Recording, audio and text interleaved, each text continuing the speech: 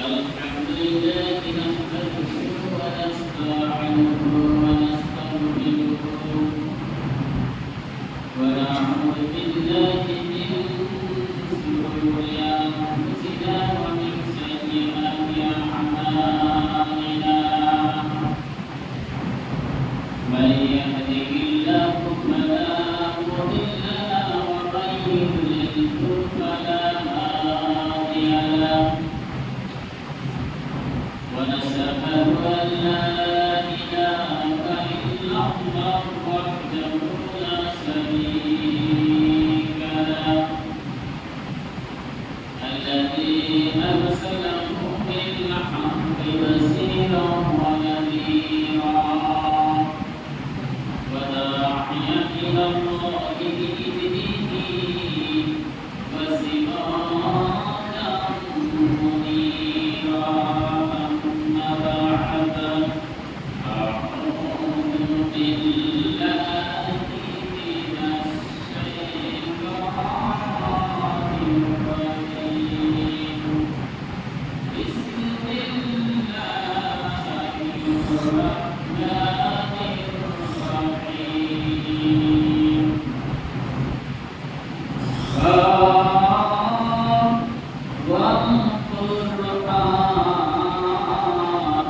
المجيد بل عجبوا أن جاءهم منذر منهم فقال الكافرون هذا شيء عجيب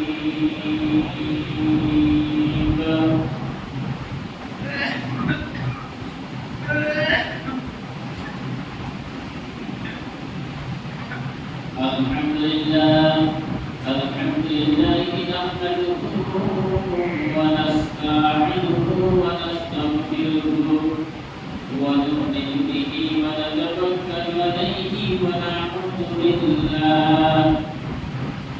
ونعوذ بالله من شرور أنفسنا ومن سيئات أعمالنا من يهده الله فلا مضل له ومن يضلل فلا هادي له ونشهد أن لا إله إلا الله وحده لا شريك له أما بعد أعوذ بالله من الشيطان الرجيم بسم الله الرحمن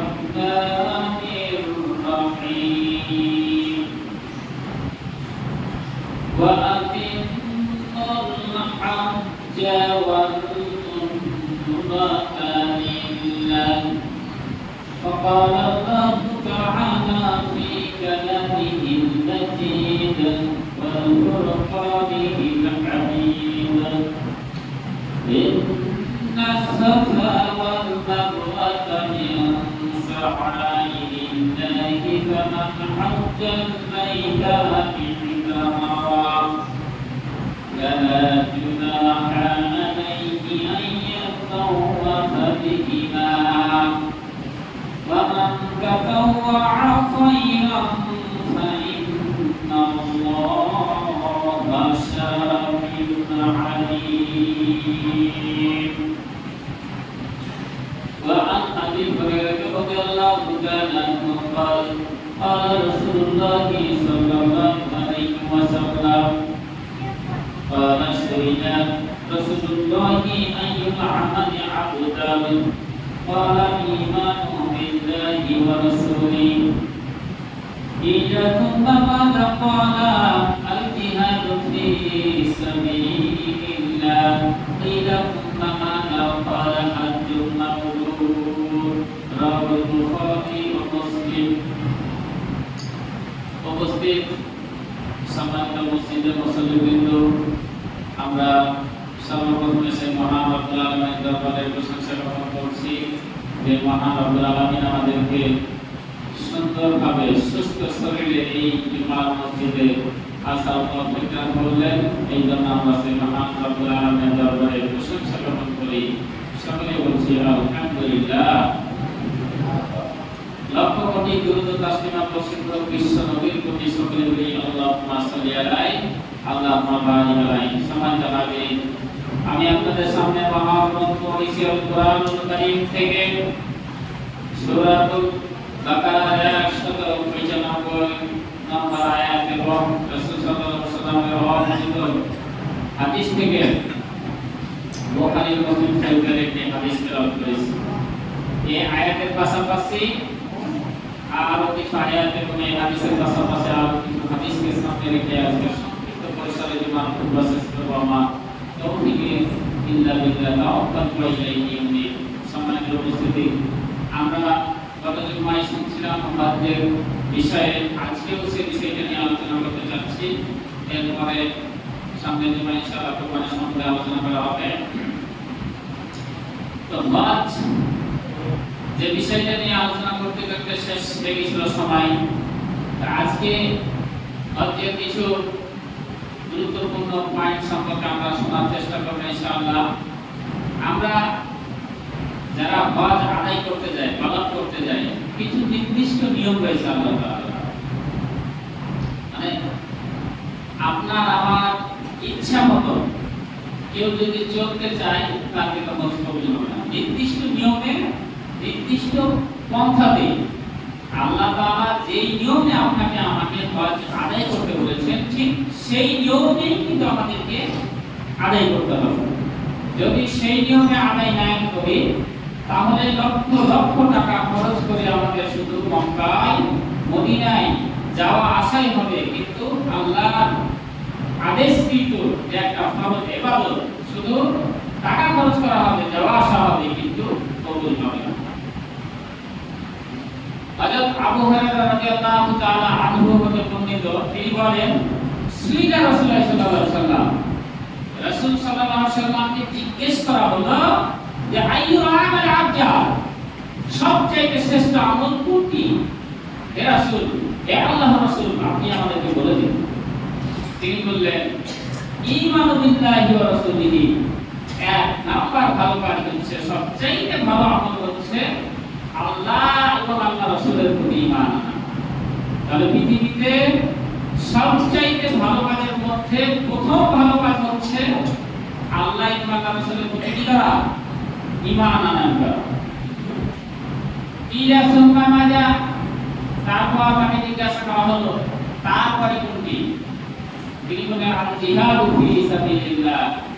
দুই নম্বর পৃথিবীর মধ্যে ভালো কাজ হচ্ছে, ভালো আমল হচ্ছে আল্লাহর রাস্তায় জিহাদ করা, আল্লাহর রাস্তায় সংগ্রাম করা, দিন কায়েমের আন্দোলনে সব সময় নিজেকে রত রাখা।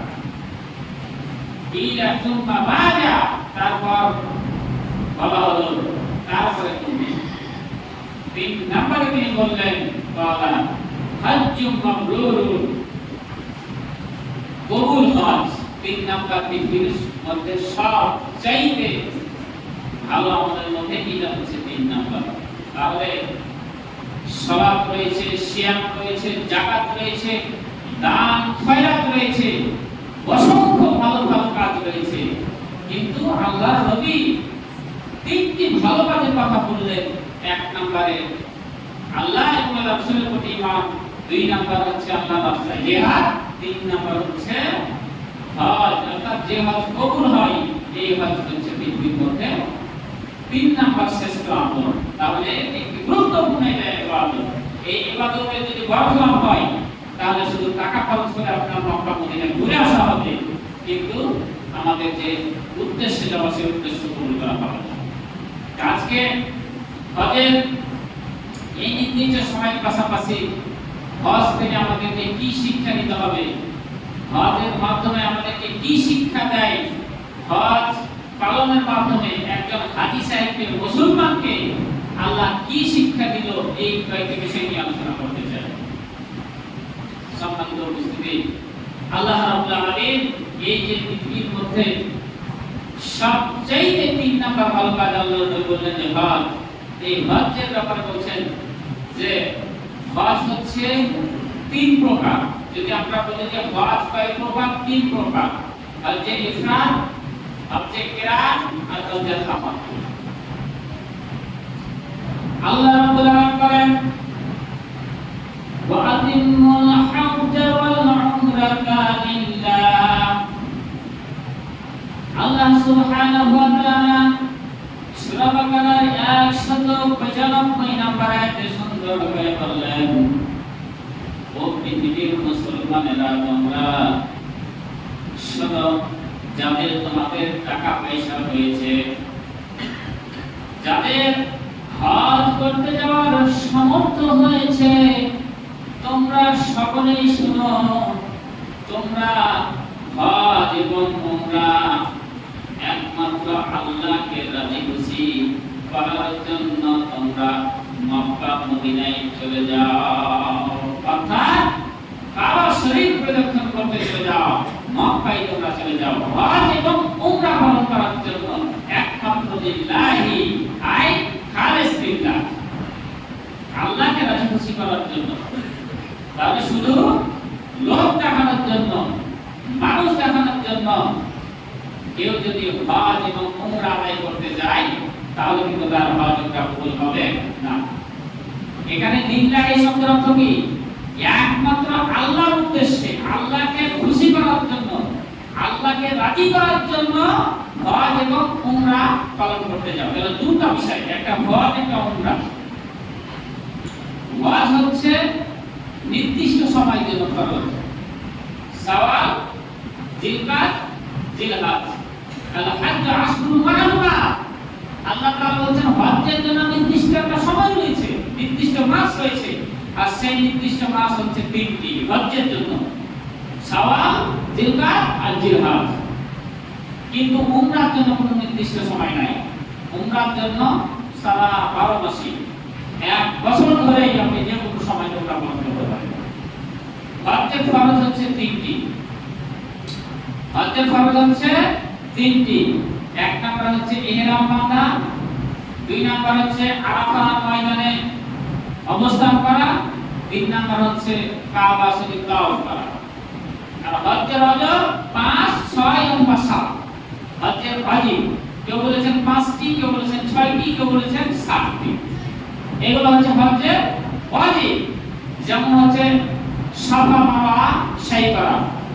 আল্লাহ রাব্বুল আলামিন বলেন ইন্নাস সাফা ওয়াল মারওয়াতা মিন শাআইরিল্লাহি ফামান হাজ্জাল বাইতা আবি ইতামারা ফালা জুনাহা আলাইহি আন ইয়াতাওয়াফা বিহিমা ওয়া মান তাতাওয়া খায়রান ফাইন্নাল্লাহা শাকিরুন আলীম।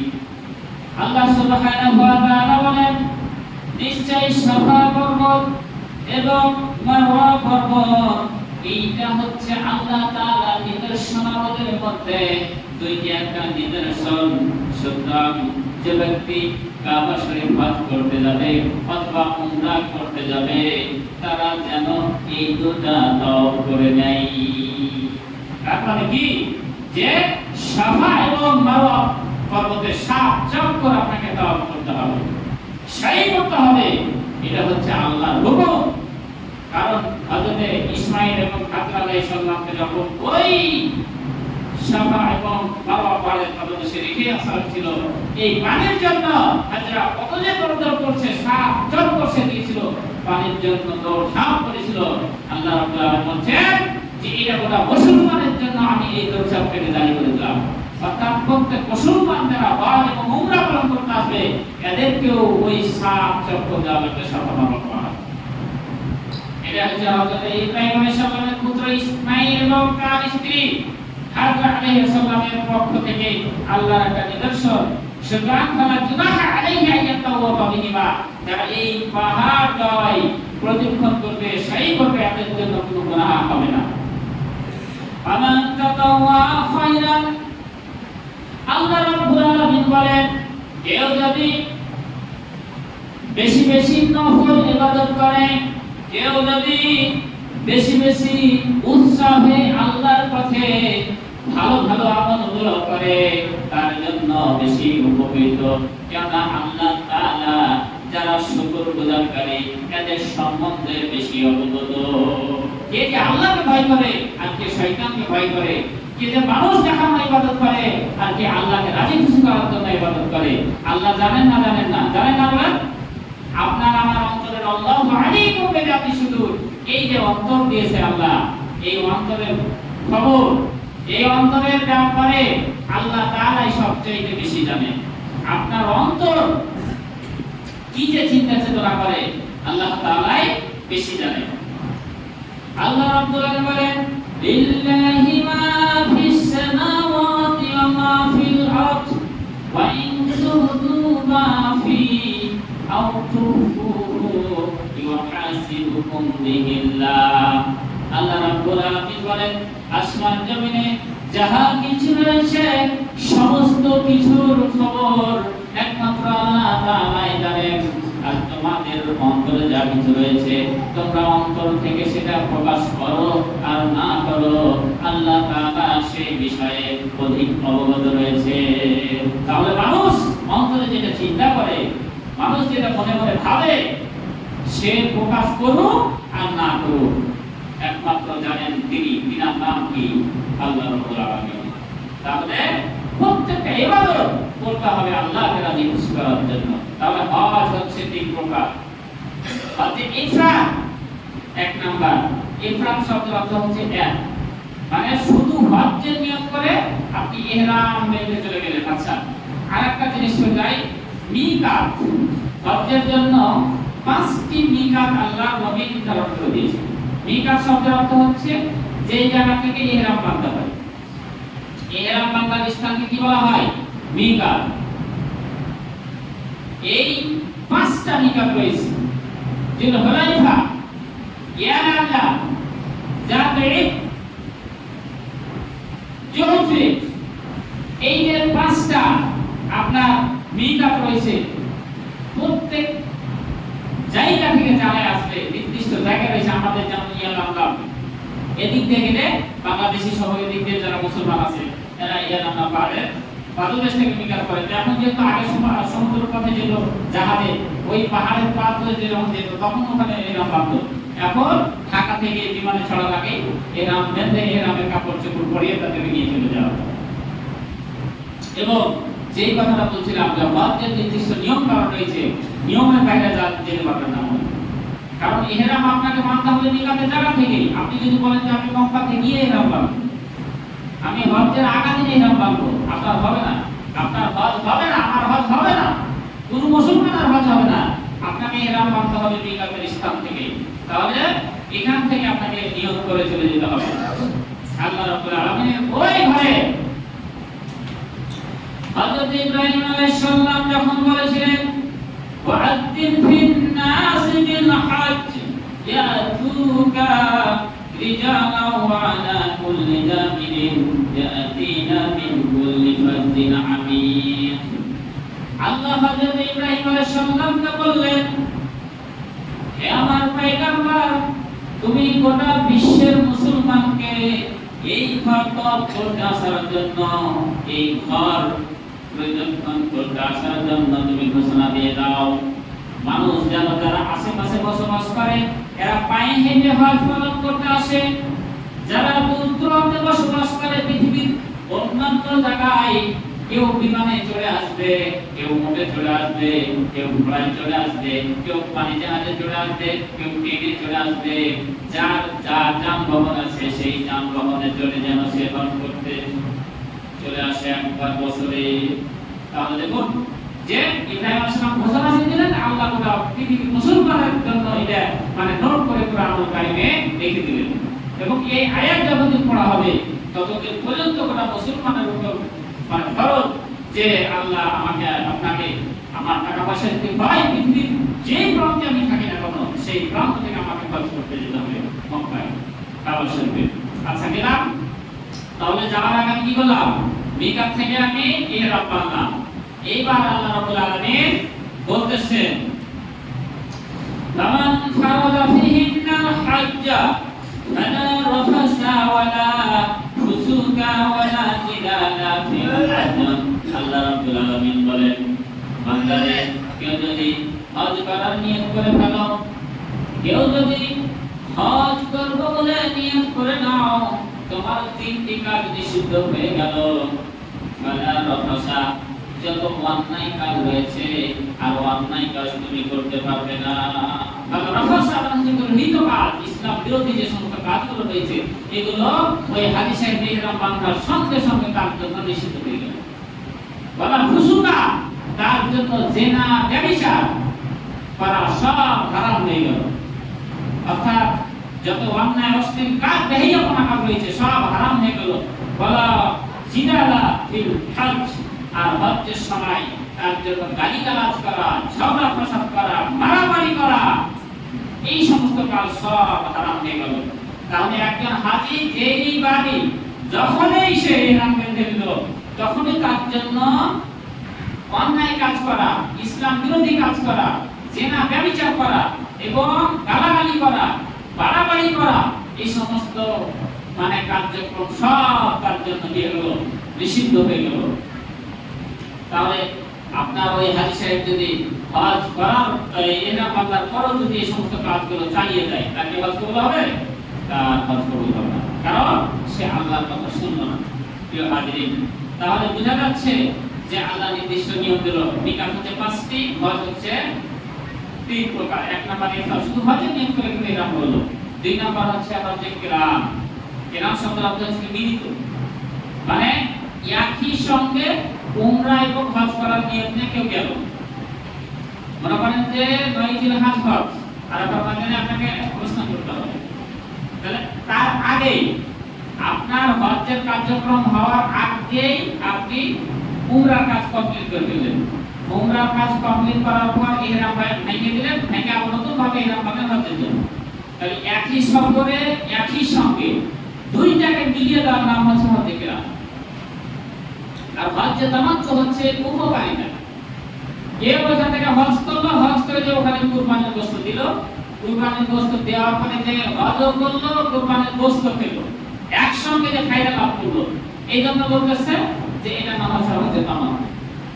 আর হজ্জে তামাত্তুর ব্যাপারে বলা হয়েছে ওখানে কেউ যদি কুরবানি না দিতে পারে তাহলে ওখানে 7টা রোজা করবে, ওখানে 7টা রোজা করবে, আর ওখানে 3টা রোজা করবে। ফাসিয়া মুসালাসাতা ইয়াম ফিল হজ বা সাবাবি রোজা করবে, আর বাড়ি এসে 7টা রোজা করবে। টোটাল হচ্ছে 10টা। কেউ যদি হজ্জে তামাত্তু করতে চায় তাহলে তাকে কুরবানি যদি না পায় তাহলে ওখানে 3টা রোজা রাখবে, আর বাড়িতে এসে 7টা রোজা করবে, তাহলে সে হজ্জে তামাত্তু সওয়াব পাবে।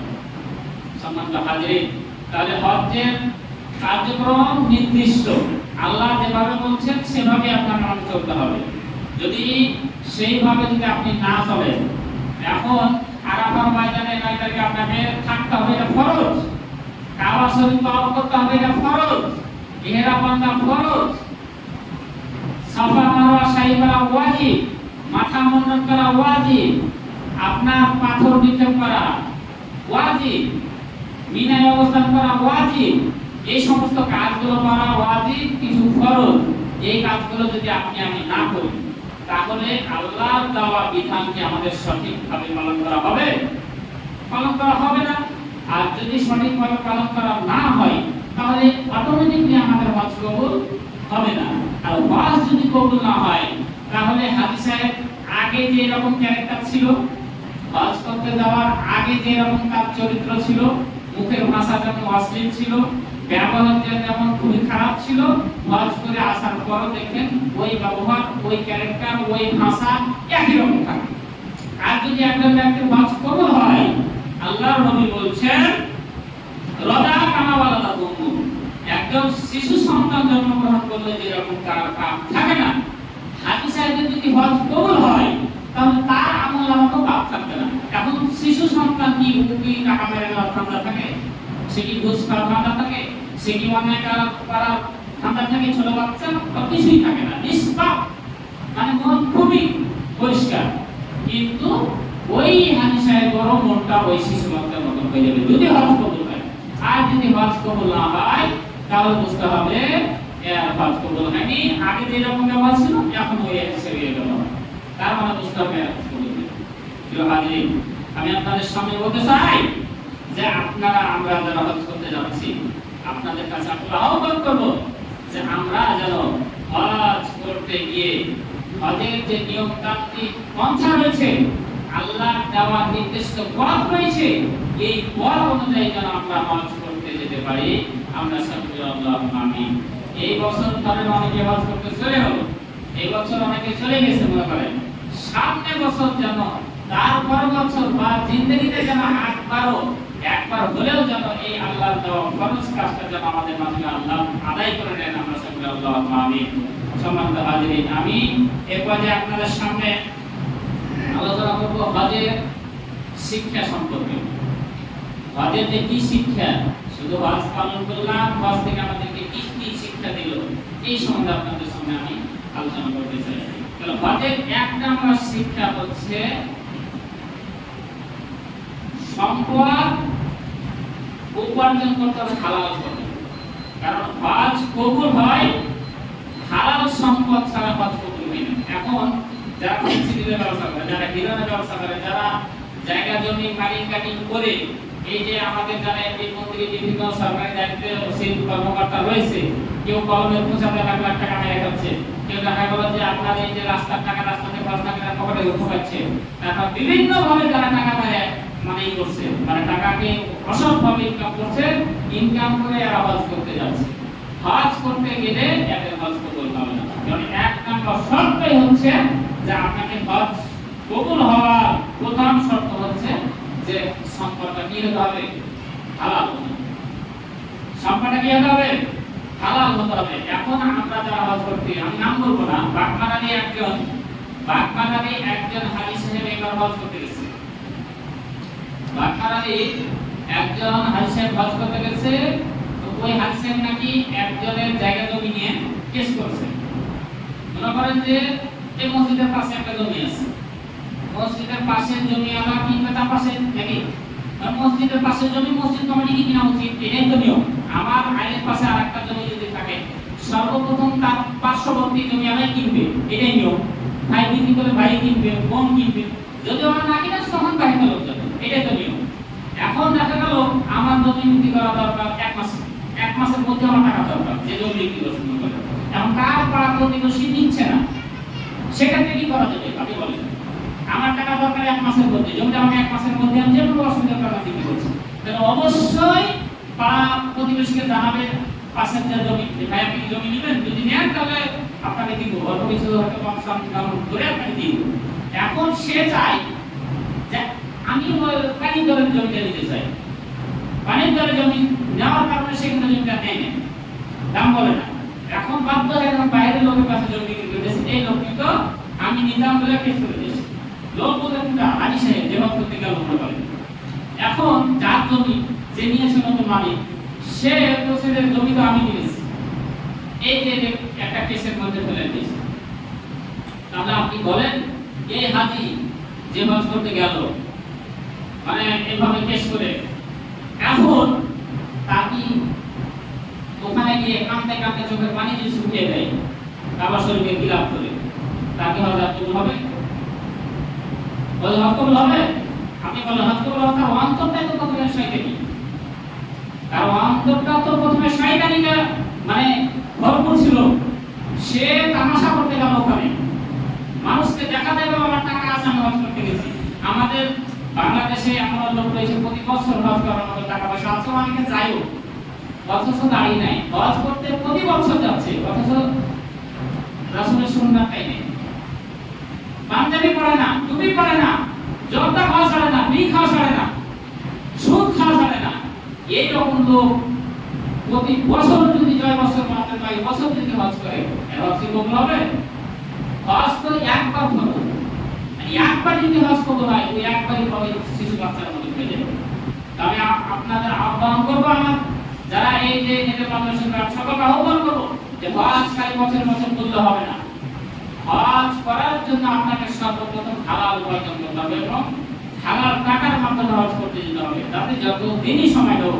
আমার এক হুজুর ছিল, আপনার বালিশ তো বুঝেন নাকি, যেটাতে শয়, ওই বালিশের কাভারের টাকা তার জীবনে জমা করতে করতে করতে করতে 95 বছরে যে হজ করে আসছে হুজুর, বড় হুজুর। বালিশের কাভারে 100-200 টাকা দিয়ে ব্যাংকে রাখবো, ওখানে সুদ আছে। কার কাছে রাখবো? সব জায়গায় টাকাটা মানে নষ্ট হয়ে যাবে। আমি সুদ খাবো না, আমার ওই সুদের টাকাটা অন্য কেউ খাবো আমি যদি না নিই। সুতরাং ওই বালিশের মধ্যে টাকা রাখতে রাখতে রাখতে রাখতে শেষ বয়সে আপনার বাচ্চা করে এসে মানুষের দেখতে হবে। দুনিয়াতে মানুষ নাই মনে করছে আছে। আর আপনি কাকে দেখাচ্ছে? বছরের বছর এত হজ করে আপনার মূল বিদেশের শরীরের গা চলকায়, শরীরের লোম খারাপ হয়ে যায়। কোরআনের কথা শুনলে আপনার শরীরের লোম খারাপ হয়ে যায়। আর নামের আগে আপনি আলহাজ, আপনার অমুক প্রতি অমুক সরকার, অমুক সরকার এরকম লিখছে। হাজার হাজার হজ করলে আপনার কিছু হবে না। যারা আমি আপনাদের বলা আহ্বান করবো, যারা হজ করবো তারা হালাল টাকা যেন উপার্জন করার চেষ্টা করি। আর আল্লাহর কাছে সবাই দোয়া করবো যে হালাল টাকা উপার্জন করে যেন হালাল টাকার মাধ্যমে আমরা বাঁচতে পারি। তারপর 2 নাম্বার শিক্ষা হচ্ছে হজটা হতে হবে একমাত্র আল্লাহকে রাজি খুশি করার জন্য। ওয়াকিমুল হজ্জা ওয়াল উমরাতা লিল্লাহ, একমাত্র আল্লাহকে রাজি খুশি করার জন্য হজ করতে হবে। সুতরাং আল্লাহকে রাজি খুশি করার জন্য যদি আমরা হজ করতে পারি, আল্লাহ হজ কবুল করে নেবেন। 3 নাম্বার শিক্ষা হচ্ছে যে তালবিয়াটা পাঠ করে সেই তালবিয়াটাকে মুনাফি করে লাব্বাইকা আল্লাহুম্মা লাব্বাইকা, লাব্বাইকা আল্লাহুম্মা লাব্বাইকা অর্থ কি? যে হে আল্লাহ, আমি তোমার ডাকে উপস্থিত হয়ে গেলাম। লা শারীকা লাকা লাব্বাইকা, তোমার সাথে কোনো শরীক করলাম। ইন্নাল হামদা ওয়া নি'মাতা লাকা, সমস্ত প্রশংসা, সমস্ত গুণকীর্তন সব তোমার জন্য। লাকাল মুলক, এবং যত রাজত্ব রয়েছে সব তোমার একমাত্র রাজত্ব। যত ক্ষমতা রয়েছে সমস্ত ক্ষমতা একমাত্র তোমার। লা শারীকা লাকা, আমি তোমার সাথে কোনো অংশীদার করছি না। তাহলে কয়টা দিলেন? আল্লাহ বললেন আমি হাজিরা হয়ে গেলাম, নিশ্চয় সব প্রশংসা, সমস্ত ক্ষমতা সব তোমারই এবং তোমার কোনো অংশীদার নাই। এত কিছু আপনি সাক্ষী দিলেন ওখানে গিয়ে আল্লাহকে, আর আপনি ফিরে এসে পীরের দরবারে আপনি মাথা ঠুকে দিলেন। এখানে এসে আপনি শিরকিয়াতের সাথে জড়িত হয়ে গেলেন, মানলেন ক্ষমতার মালিক আল্লাহকে, আর বাড়ি এসে আপনি জনতাকে ক্ষমতার মালিক বানাই দিলেন। তাহলে এটা কথা আর কাজে যার মিল থাকলো না। বাংলা ভাষায় তাকে কি বলে? মুনাফিক। যার কথা এবং কাজে মিল নাই এটাকে বাংলা ভাষায় কি বলে? মুনাফিক। মুনাফিকের স্থান হচ্ছে জাহান্নামের সবচেয়ে মুনাফিকিরা ফিদ্দাতিল আসফালিন নার। মুনাফিকের সবচেয়ে জাহান্নাম যে স্তর রয়েছে, জাহান্নামের যে 7টি স্তর রয়েছে, সব চাইতে নিচু স্থান হচ্ছে মুনাফিকদের স্থান। আর মুনাফিক হচ্ছে কাফির থেকে না, মুশরিক থেকে না, ইহুদি থেকে না, মুসলমান থেকে মুনাফিক তৈরি। মুনাফিকের উৎপত্তি হচ্ছে মুসলমান থেকে। মুনাফিক টুপি পরে, মুনাফিক জুব্বা পরে, মুনাফিকের দাড়ি আছে, মুনাফিক 5 ওয়াক্ত নামাজ পড়ে, সিয়াম পালন করে। আয়াতুল মুনাফিকে সালাসুন, ইজা হাদাসা কাযাবা ওয়া ইজা আখলাফা ওয়া ইজা মুমিনা খানা। মুনাফিকের আলামত নিয়ে বলেছেন 3টি। কথা বলে, সব সময় কথা বলার সঙ্গে সঙ্গে মিথ্যা কথা বলে। যখন সে ওয়াদা বলে, ওয়াদার বরখলাফ করে। আর যখন তার কাছে কোনো আমানত রাখা হয়, আমানত দেয় না দেয় না, মুখ সময় দেয়। এইরকম ক্যারেক্টারের লোক রয়েছে। মানে এই 3টা গুণ আমাদের সমাজে দেখেন। মিথ্যা কথা আমরা বলিনি, কেউ বলতে পারবো? এই সকাল থেকে নামাজ পড়তে আসার আগ পর্যন্ত মিথ্যা কথা বলিনি, কেউ কি বলতে পারবো? মিথ্যা কথা অসংখ্য আমরা বলেছি। আমরা যে ওয়াদার বরখলাফ করি না, কেউ বলতে পারবো? আমাদের প্রধানমন্ত্রী শেখ হাসিনা থেকেই তো শুরু করে মিথ্যার উৎপত্তি। ওই শুরু থেকেই তো আপনার যখন মরিচের দাম বাড়ে গেছে, মরিচ ছাড়া তরকারি আমরা খাই। যখন বেগুনের দাম বাড়ে গেছে, বেগুন ছাড়া বেগুনি হয় না, মরিচা বেগুনি করেন। খেজুরের দাম যখন বাড়ে গেল, খেজুরের তেল কথা কেমন আছে ওই দেখলেন, বলে নাকি? মানে ওই মিথ্যার বাক্স আমাদের প্রধান ব্যক্তির কাছ থেকেই শুরু হয়েছে। তাহলে মুনাফিকের ওটাও আমাদের প্রধান থেকে। তাহলে আপনি আগে বাঁচতে পারবো? জাহান্নামের সর্বনিম্ন স্তরে আমাদের জন্য অবস্থান মানে অপেক্ষা করতেছে। হাজির জানো, হজের অনেক শিক্ষা রয়েছে। আরেকটা শিক্ষা হচ্ছে নিয়মতান্ত্রিক ভাবে চলা। হজের সময় আপনি আমি 5 ওয়াক্ত নামাজ ওখানে যেমন নিয়মতান্ত্রিক ভাবে চলি, এই চলে আসার পরও কিন্তু আপনাকে এই 5 ওয়াক্ত নামাজ আদায় করতে হবে। হজের সময় যখন আমরা আমিরের আনুগত্য করি, আপনাকে ফিরে এসেও কিন্তু সঠিকভাবে আমিরের আমল করতে হবে। হজ্জের সময় যেন আমরা তাহাজ্জুদ নামাজ ওখানে পড়ি, ওখানে কিন্তু তাহাজ্জুদ নামাজ কিন্তু প্রত্যেক হাজি কিন্তু পড়ার চেষ্টা করে, তাহলে ওই তাহাজ্জুদের নামাজটা ফিরে এসে আপনাকে মসজিদে বাসাতে বাংলাদেশে যেখানে জায়গা এই জায়গাতে কিন্তু চালু করতে হবে। হাজির যাব সময় শেষ। তো আপনার